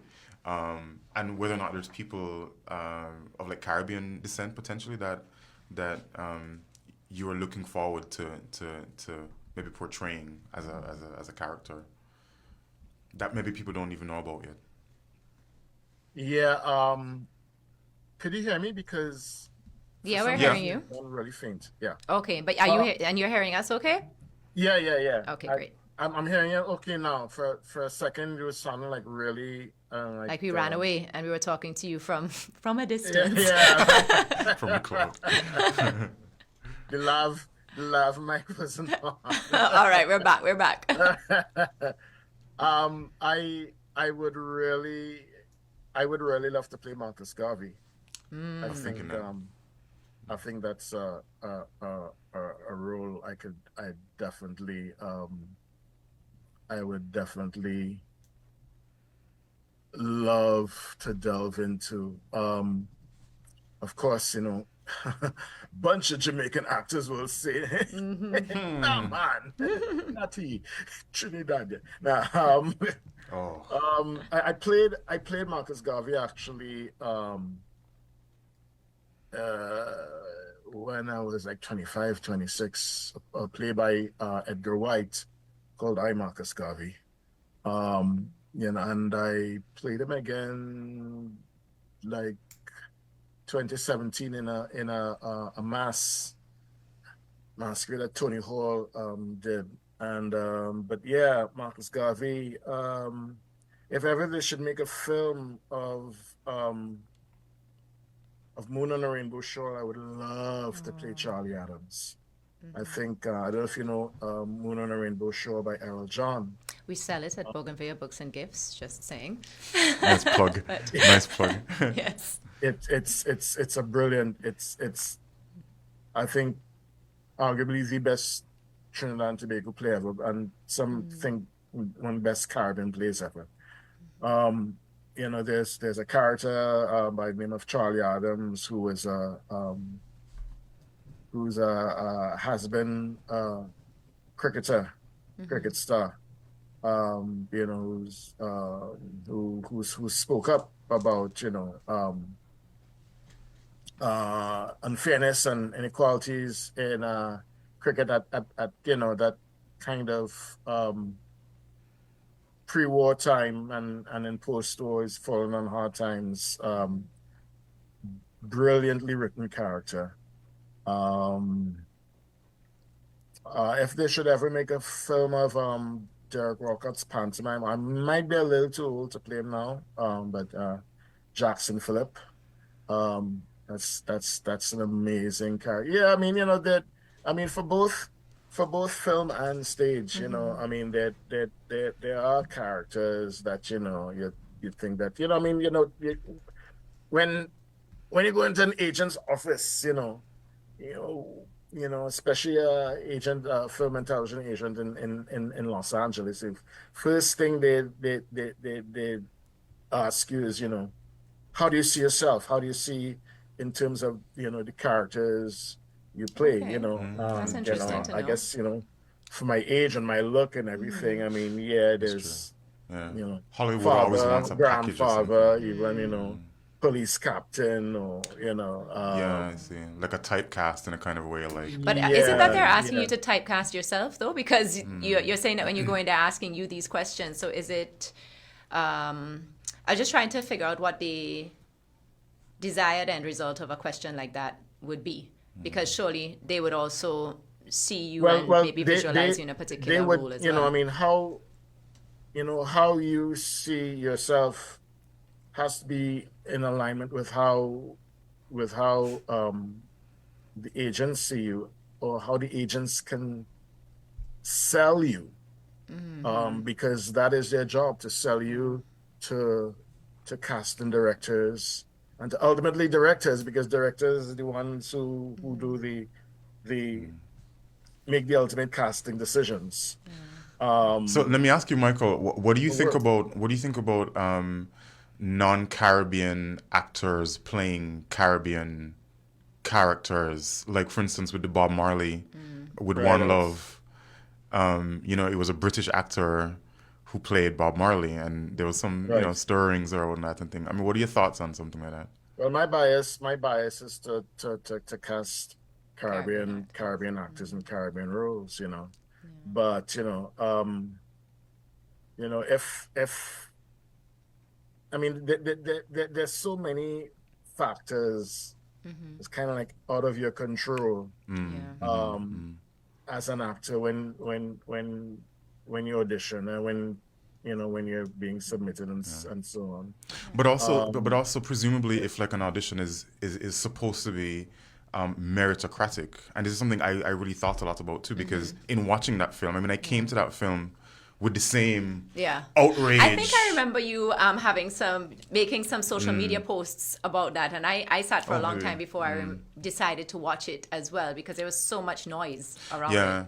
Yeah. I mean, of course, as a Caribbean person, the bias is for find a Caribbean actor. It'll be just easier because you get that accent. And I personally know people who look like Bob Marley, who are actors, or Jamaican actors who would be fantastic in the role. So do I. But the thing is, when I saw Kingsley's performance, it made me walk back a little bit on it, because I thought, okay, hold on, there must be something technical here beyond simply looking like a character and happening to have, you know, having an accent and being from a place. There must also be something in the execution that the actor is able to do. And when I watched the film, and it's not to suggest that other actors wouldn't be able to do it, but when I watched the film, I was like, you know something?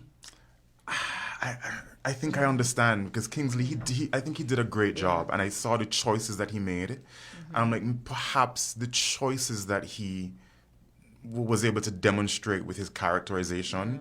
Right. Struck a chord with the directors in some way, and they figured this is what, because I did think, I mean, I've seen other documentaries and that kind of thing about Bob Marley, but I think they brought out something in his character that I didn't really think about so much, which was his vulnerability, even as a strong figure, someone who had to. Similar to Shirley, someone who had like a big purpose and something very public to do and very taxing on the personality, and you sort of have to surrender your individuality to the world, and that it is a sacrifice, and that it is you do lose something in yourself in a way. And I thought Kingsley did a great job of. It's a total embodiment of an icon, really, because Bob Marley is such a celebrated icon. It's not just in terms of, as you said, it's not just the accent, it's not just the hair, it's not just the look, it's not just, and even the voice. The voice is a very unique voice. But the body language is, I mean, you'd be able to spot, and I found that he really did a very good job with the body language in terms of the walk, in terms of, even the way, as you say, in terms of that vulnerability. Those scenes where he's kind of, outstretched on the couch reading and that type of thing. There's a lot that went into that role. And it's easy for armchair critics like myself, who's not even in the industry, to look on and say, well, why didn't do this? And they could have do that. And I don't know how I feel about this. And, it's really easy for us to do that. So I too had to kind of dial back a little bit, because I had decided at one point, I don't even know if I really want to watch this, but, I did watch it, and I could appreciate some of the choices that were made. But I also, for me, watched it as what I think, at least in that little intro bit, that I think it's Ziggy Marley who does an intro bit where he kind of describes what the movie is, which I thought was a little interesting, because I don't know that I'd seen that in a movie before. So like before the movie, you get like a little, here's what the movie is about and what it's supposed to be. But, and he describes it as a love story and as a sort of love letter to his mom. And that's really what it came across to me as, So those are some of the decisions, as you say, as you watch it, you kind of form your own opinions. But then that also brings me to a question that I had in terms of, when I was growing up, for example, one of the challenges that really led me to do the research I did for my master's work was the way in which we had this steady diet of US Hollywood, not even US, because you only get in mainstream Hollywood story, right? So you're not even getting like, kind of off the beaten path American story. You're just getting mainstream Hollywood. That's your diet. That's all you're getting. And now you have, streaming platforms that enable widespread access to stories from all over the world. So, I very seldom at present watch stories that are in English, because I'm so interested in Turkish stories and Spanish stories, and and then it also helps me to pick up on different cultures and see different ways of being and different ways of doing things. What do you think, if anything, has been the effect on, this concept of creating culture within representation, as opposed to the representation just sort of mirroring what already exists? What, if anything, have you seen or thought of as an effect of this wide access that the people of the Caribbean now have? Have you seen any kind of maybe changes in anything really, from a cultural perspective or a social perspective or anything along those lines? No, go ahead. Go ahead, Michael. No, go ahead. No, I want to hear your you all are so polite. I'm actually curious about your perspective. I'd like to hear. Well, I mean, I think we're sorely underrepresented on these platforms in terms of content, in terms of and sad, that's one of the sad things, that we have so many stories to tell. So one was wondering, well, why on there, apart from Pavilion Plus, which is run by a guy named Gianfranco, that is completely devoted to Caribbean content, on platforms like Netflix and these other the places. The only region that's underrepresented, to the point I think there's like really no content, is the Caribbean. Recently I've seen on, I think, HBO, a series called Get Millie Black, which is largely set in Jamaica, but it's still kind of like tied into the UK as well too, where the protagonist, she comes from the UK but has Jamaican roots and so on. That's a marketing strategy, by the way. And a lot of our a lot of modern Caribbean books are written in that way as well. I think because it's a hope that they might get picked up for a series or something, so they have an international appeal. Yeah. But I'm gonna just pause. So maybe the market is too small. Yeah, maybe. Well, that's another consideration. But I'm going to pause for a call so that we can hear from our sponsors for the second hour, and then we're going to come back and continue this thread because I want to hear what Klieon has to say. But then also, I'm not sure about the market being too small, because I think there's this insatiable desire sometimes for Caribbean music and all things Caribbean. But as you said, maybe the writing of it and the production of it is that it's still a part of a story of somewhere else, So we're just going to pause here from our sponsors. Don't go too far. We'll be back just now. WINN is 98.9. 98.9 is Winn FM. Supermarket shoppers understand that convenience matters. At Hortsport's Value Mart IGA, we know that price matters most. Ample parking and the widest variety matter. At Hortsport's Value Mart IGA, we know that price matters most. Clean, spacious aisles and the highest level of customer service all matter. At Hortsport's Value Mart IGA, price matters most. We've renewed our commitment to guarantee the lowest prices in the Federation. Why? Because we understand that in this tough economic environment, price matters most. Shop smart. Shop Value Mart, where price matters most. Farms Estate Nevis and Wellington Road, St. Kitts. Price matters most.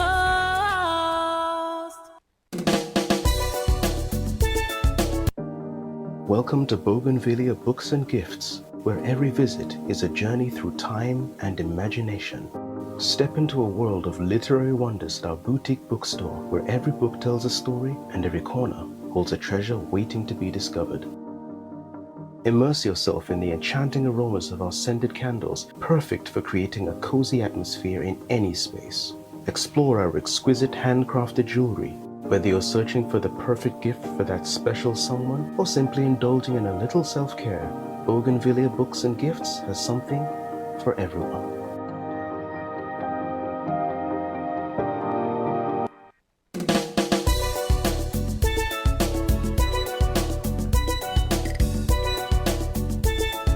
Right, so welcome back to Creative Voices. We are just about to round off our second hour of what has been an extremely engaging conversation with Michael Cherrie and Klieon John.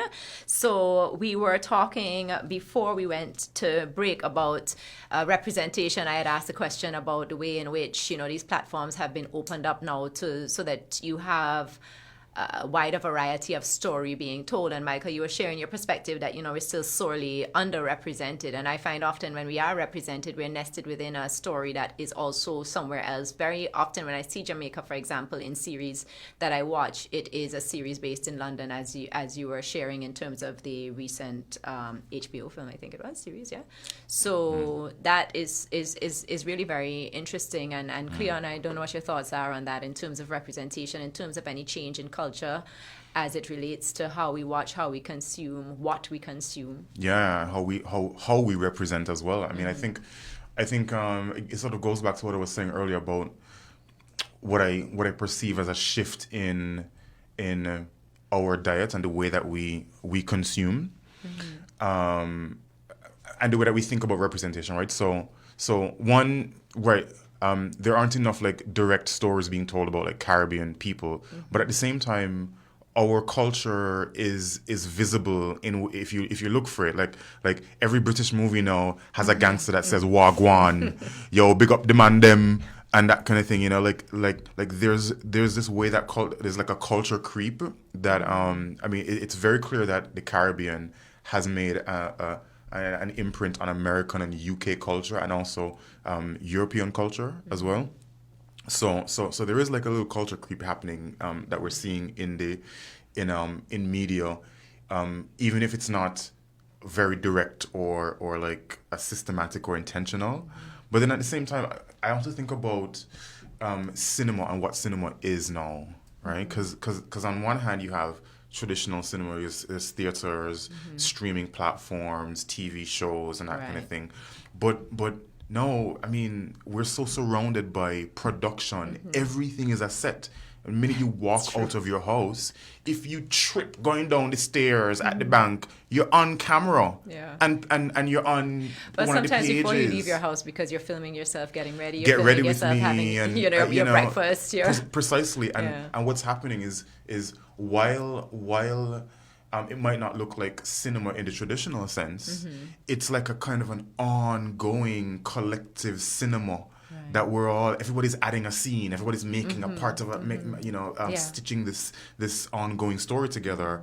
And what happens is you can now go back in. All this becomes archival, right? Because nothing ever disappears, right? And you post a story, and you go back in your actual archive on Instagram, you can find it. If in 10 years' time you want to tell a story about your life and about your time that you're there's material that's there and that's already framed, and even like the way that we're framing ourselves.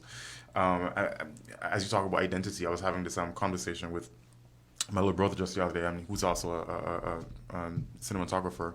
Okay. And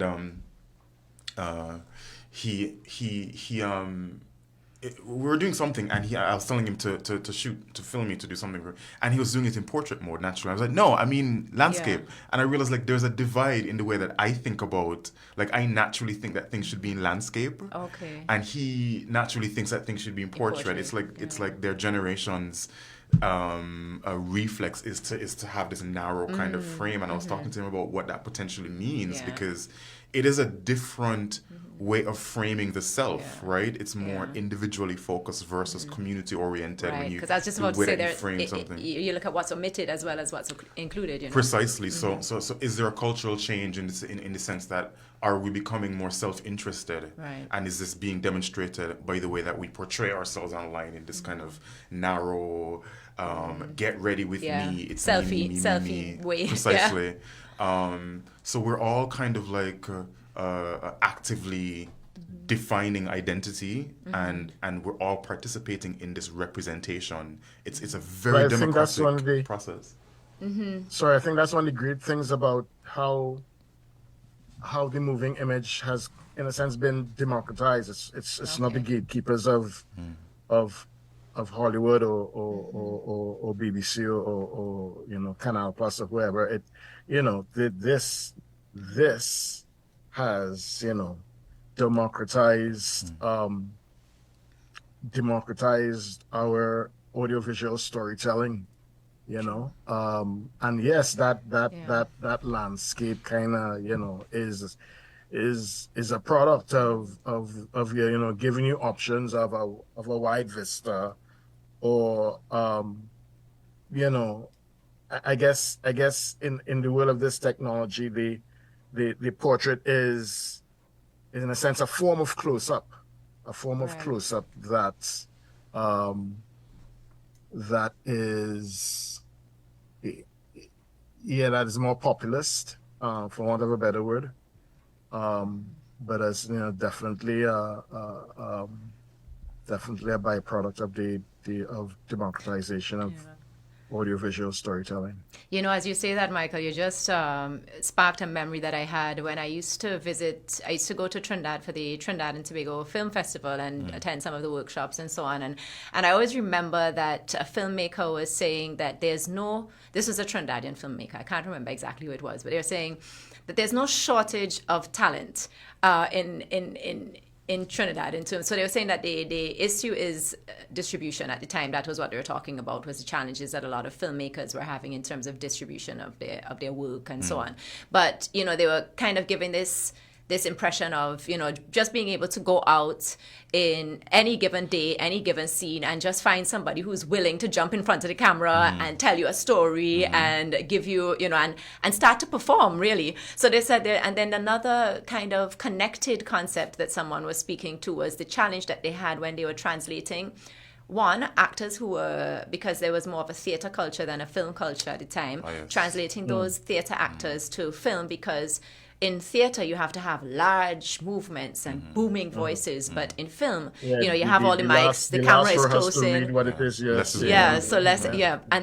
then also having that same abundant talent that they spoke about was a very kind of effusive and very charismatic and loud kind of talent. So also just kind of transitioning that into, so when you speak about sort of democratizing access and removing those gatekeepers, then it means that it also allows people to tell story in a way that they are most comfortable telling stories. And I think that Caribbean people have a real innate sense of storytelling, drama, you know, because of the oral traditions perhaps that have been passed down. But yes, a very dramatic way of so a lot of the videos that go viral are just, you know, everyday citizens who are recounting a particular instance of something, but in such a dramatic manner. And there are so many questions that I want to ask you all. I didn't even scratch the surface of all of the things that we could talk about. So maybe if you all are open to it, you know, this is a program that is going to be fortnightly. So it is every other Friday for the balance of the year. We may have to have you all back at some point because there's a lot more conversation to be had. Yes. So thank you all so much for joining us and for sticking with us. Michael, you stuck with us, you know. Technology tried to, you know, to work against you, but you came fighting right back in again. So we thank you for that. I old school. You know how to do that. Good. We appreciate that. And, you know, before we close and before I share with our listeners what's up for the second episode, are there any parting words of advice that you'd like to share with our listeners, especially those young aspiring filmmakers, actors, brand specialists, lecturers in creative fields, you know, whatever the case may be, anything that you'd like to share with them that comes to mind before we close? Michael, I'll go to you first. I would say know your own story. You know, know your own story. You can't tell anyone else's story. Not just as an actor, but you know, as a writer, director. You know, without knowing your story first.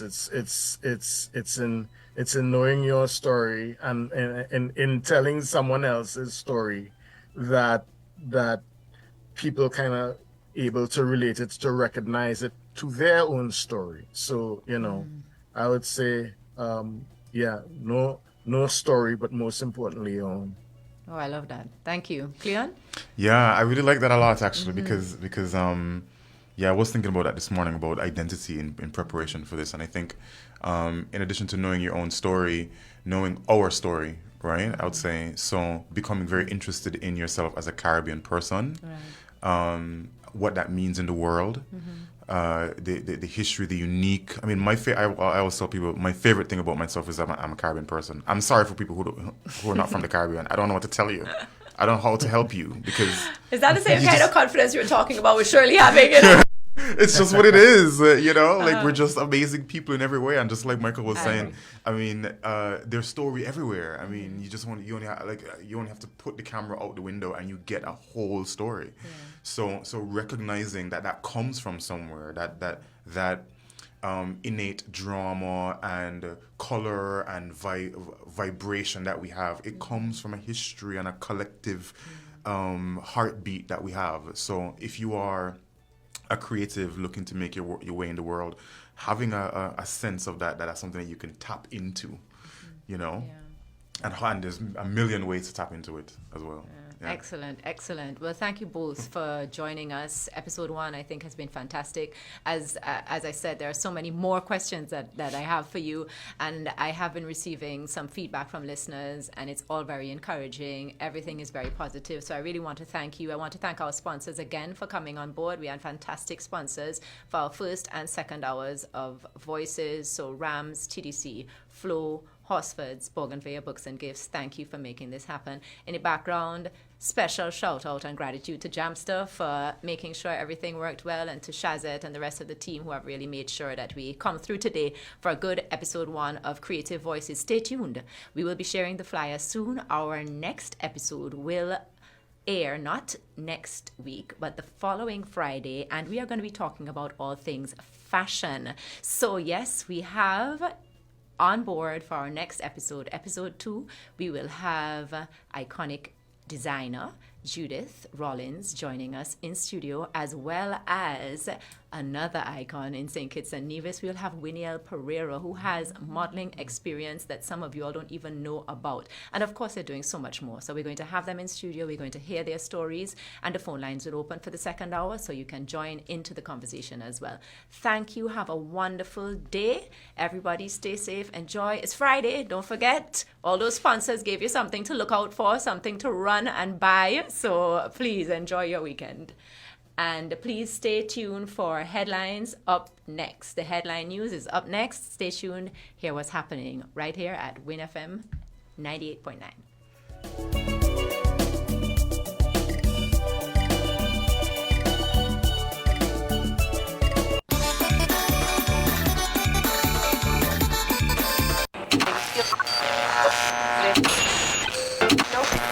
You found the sound. 98.9. Win.